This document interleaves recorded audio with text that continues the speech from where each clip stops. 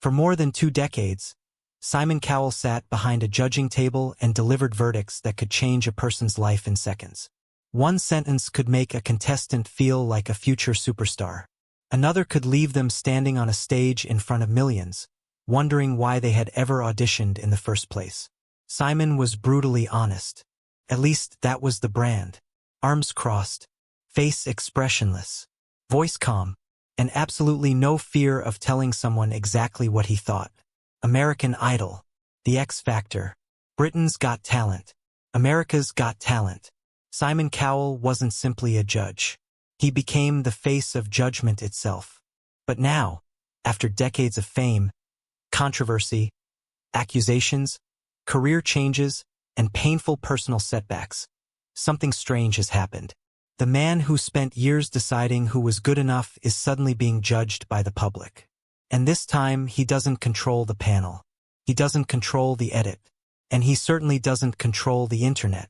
The question is no longer whether Simon Cowell could make or break someone else's career. The question is what happened when the spotlight finally turned around and landed directly on him.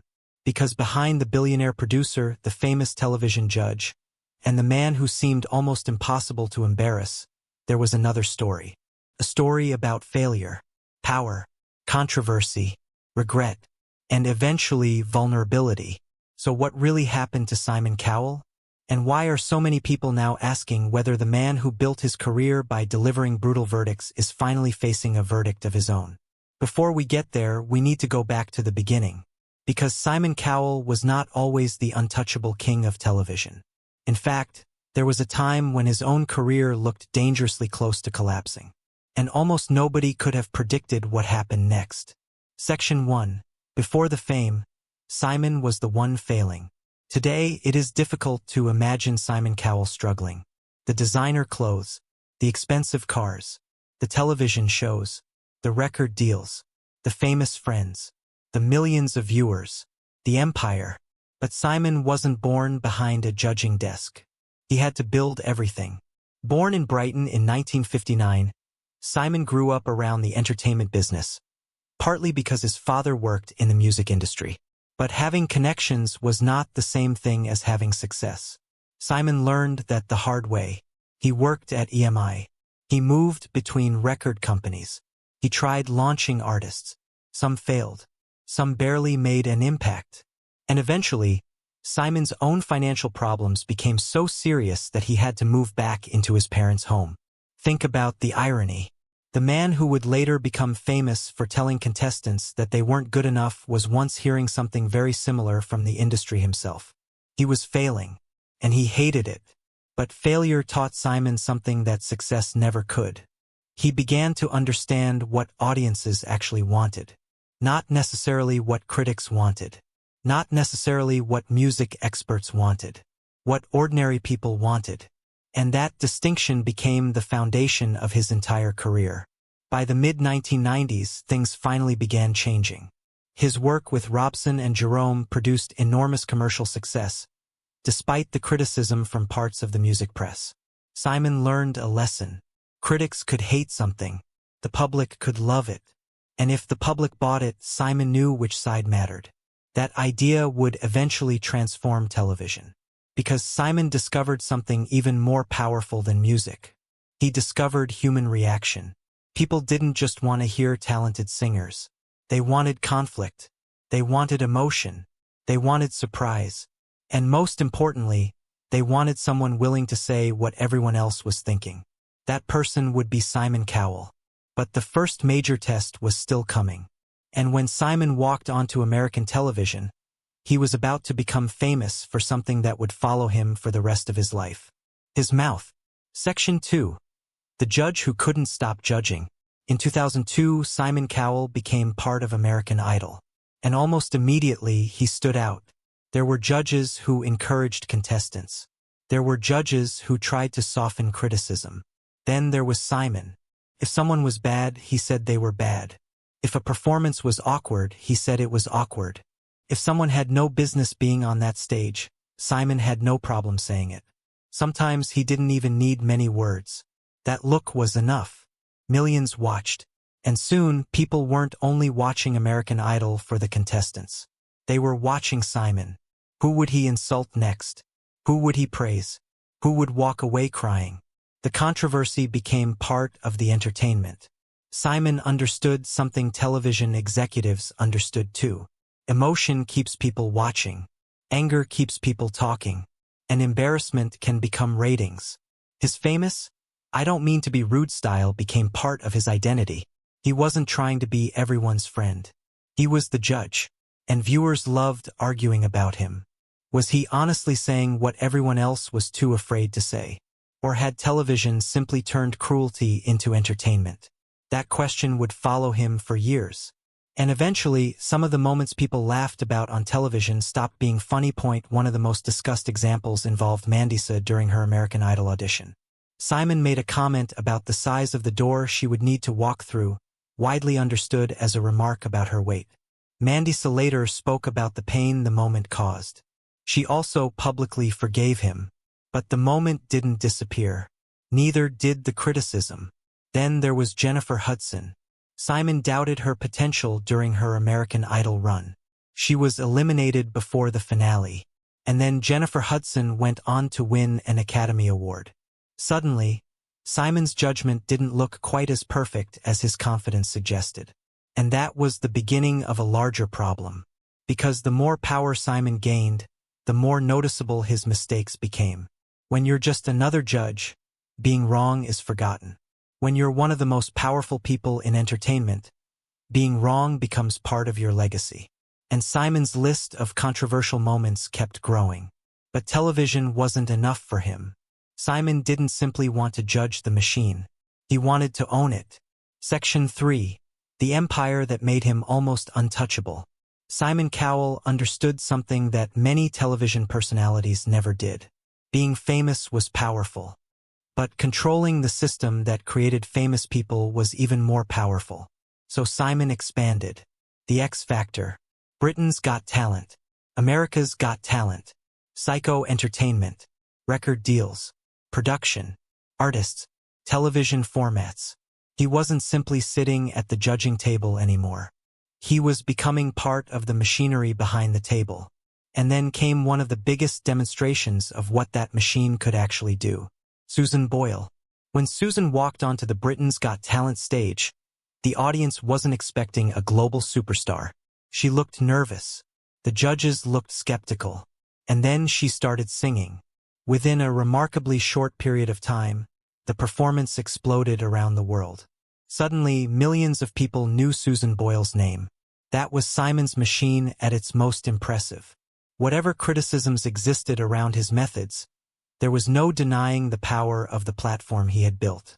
His shows could take an unknown person and turn them into a household name. But there was another side to that power. The same machine that could create a star could also create humiliation. And former contestants increasingly began talking about what happened behind the scenes. They described emotional stories being used to create stronger television. They questioned how auditions were edited. Some said contestants could be portrayed as jokes rather than serious performers. Others spoke about the pressure of suddenly becoming famous. And this created an uncomfortable question. Was Simon building dreams? Or was he building entertainment from people's dreams? The answer wasn't simple, because both things could be true. His shows genuinely changed lives, but they also created enormous emotional pressure. And nowhere would that contradiction become more complicated than with the young performers who became One Direction. Section 4. One Direction changed everything. In 2010, 5 young singers entered the X Factor as individuals. Harry Styles, Niall Horan, Zayn Malik, Louis Tomlinson, Liam Payne. They didn't initially succeed as solo contestants. But then the show put them together. And suddenly One Direction was born. What happened next was enormous. The boys went from young hopefuls to global superstars. Millions of records, sold-out concerts, constant interviews, international fame, and an audience of teenagers that seemed almost impossible to measure. Simon had helped create another global phenomenon. But there was a problem. These weren't experienced adults who had spent decades preparing for fame. They were teenagers. They were growing up in public. Every mistake could become a headline. Every relationship could become a story.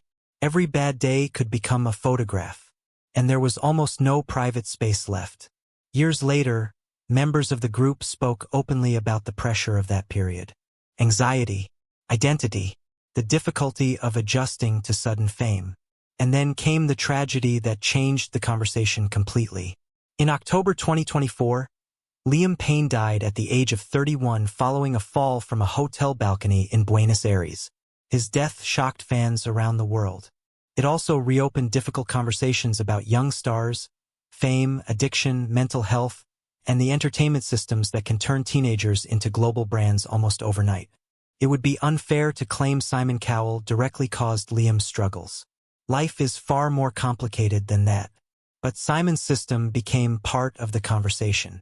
And suddenly, people were asking questions that would have been almost impossible to ask during One Direction's peak. What responsibility does an entertainment company have toward young performers? What happens when the fame disappears? Who helps them after the cameras leave? And perhaps most uncomfortable of all, does the industry make enough money from young stars while giving them enough support in return? For Simon Cowell, this was a very different kind of judgment. It wasn't about whether someone could sing. It was about whether the machine itself had done enough. And that conversation wasn't going away. Section 5. America's Got Talent and the culture starts changing. By the time Simon became a major figure on America's Got Talent, his reputation was already enormous. But the television world around him was changing. Audiences were changing. And so was the way people talked about public humiliation. One of the biggest controversies surrounding America's Got Talent involved Gabrielle Union. Union joined the show as a judge and later did not return. Her public account raised questions about workplace culture, comments made around the production, and how concerns were handled. NBC and Fremantle conducted an internal review. Simon Cowell's production company was involved as a co-producer. The controversy added another layer to the growing conversation around the culture of reality television. And once again, the question was about power. How much power does one person have when their production company is involved in a major television franchise? And when does being brutally honest stop being a personality trait and start becoming an excuse? For decades, Simon's entire public image had depended on not caring what people thought. But the internet changed the rules. Because the internet doesn't need a television contract. It doesn't need a producer. It doesn't need a judge's desk. It can turn anyone into the subject of the joke. And eventually, Simon himself became the target. Section 6. The man who judged appearances becomes the joke.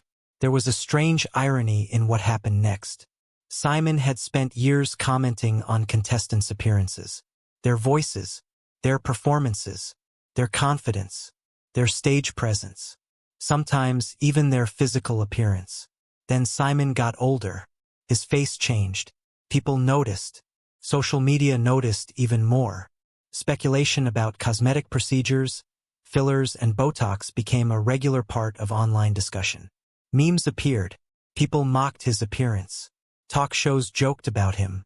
And suddenly, Simon was experiencing the exact culture of judgment that had helped make him famous.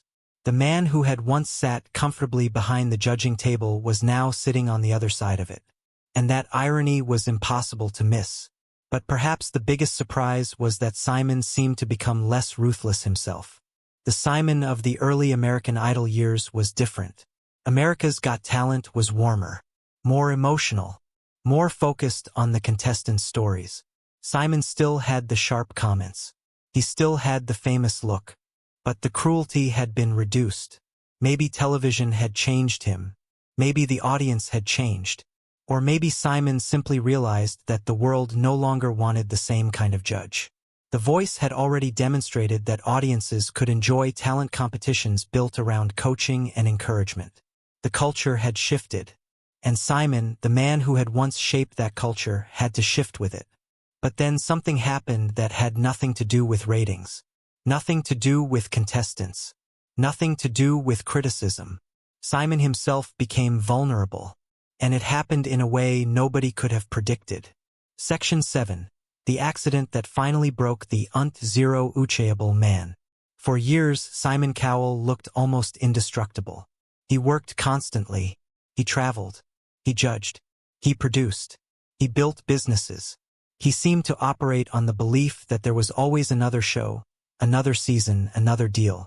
Then, in 2020, Simon suffered a serious electric bike accident. He broke his back. He needed emergency surgery. And suddenly, the man who had spent years sitting behind a judging table and telling everyone else to toughen up was the one lying in pain. There was no contestant to criticize, no audience to impress, no television camera that could hide the reality. Simon was hurt. He was vulnerable. And he was forced to confront something that money and fame cannot permanently protect anyone from: mortality. The accident became a turning point. Simon began talking more openly about health, lifestyle, and the changes he had made.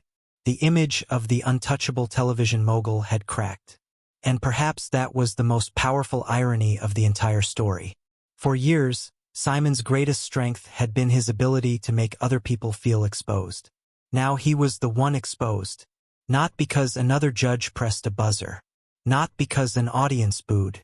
But because life itself had reminded him that nobody is untouchable. The verdict. So was Simon Cowell actually sentenced? Not in the way that headline might make you think. There is no simple courtroom ending to this story.